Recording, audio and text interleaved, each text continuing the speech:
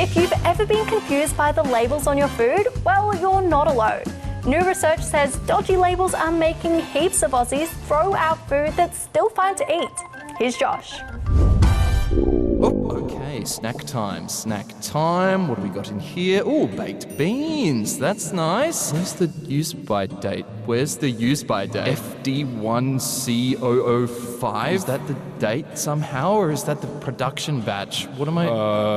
Yeah, figuring out what's still safe to eat isn't always easy. And a new study from RMIT University and End Food Waste Australia says it's not just you. Researchers say every year we throw out about 7.6 million tonnes of food, and a lot of it is still perfectly fine to eat. And it's costing Aussie households about $2,500 a year. One of the big reasons? Confusing labels. Shoppers say the dates and storage advice are hard to read, tricky to understand, and sometimes just not there at all. So now, researchers are calling for a clear, simple system with bigger text, easy to read dates, and helpful icons. But they say it'll only work if supermarkets, food brands, and the government all get on board, and that could get tricky and expensive. I'm usually spinning the product around quite a few times to find it. Sometimes it is rubbed off. You're kind of guessing which year, which month, whatever. I've never struggled. It's in the same spot on most foods. I think it's been the same way for so long that doesn't really need to change. I guess we're almost regulations to try and find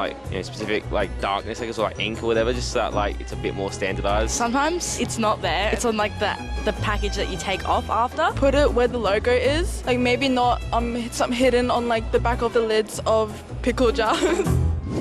The world's most followed TikToker has left the US after being detained by immigration officials.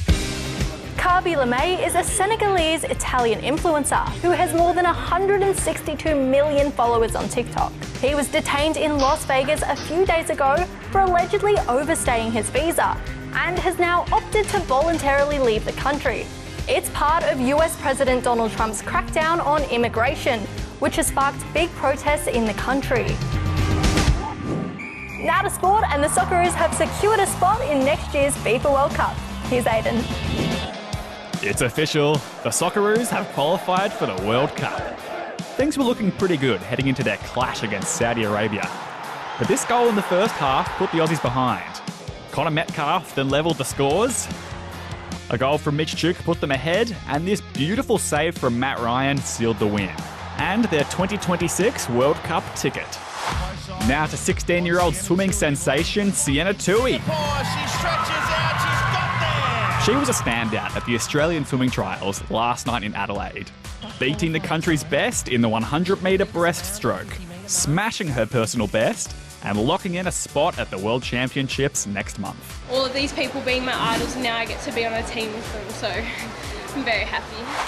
And finally, footy legends Erin Phillips and Daisy Pearce have become the first AFLW players to join the Australian Football Hall of Fame. Erin also joins her dad, Greg Phillips, becoming the first ever father-daughter inductees. I can't imagine how hard it would have been to tell your 13-year-old daughter that she couldn't play the game that she loves anymore. And 27 years later, she's standing next to you in the Hall of Fame. Finally, to a stinky situation in Perth. What's that lovely big puddle, you ask? Pure sewage. Yeah, it's the sewage smell, methane, of course. Yeah, it's not very good. Yeah, people living in the Perth suburbs of Hamilton Hill and Spearwood were met with quite a stench on Friday after a sewage pipe burst, causing a massive sewage spill. Very bad smell. Very bad smell. And get a whiff of this, work to fix the sitch actually caused a second pipe to burst in nearby Beaconsfield. The odour is still hanging around days later, with sewage blocking roads, flooding sporting ovals, and even coming into people's homes, gardens and businesses. Thank God it's a good community and customers still come in for everyone and support us. Authorities say they're working as quickly as they can to stop the stench and clean up the mess. Ugh. Well, that's all from us today, but we'll see you tomorrow. Bye!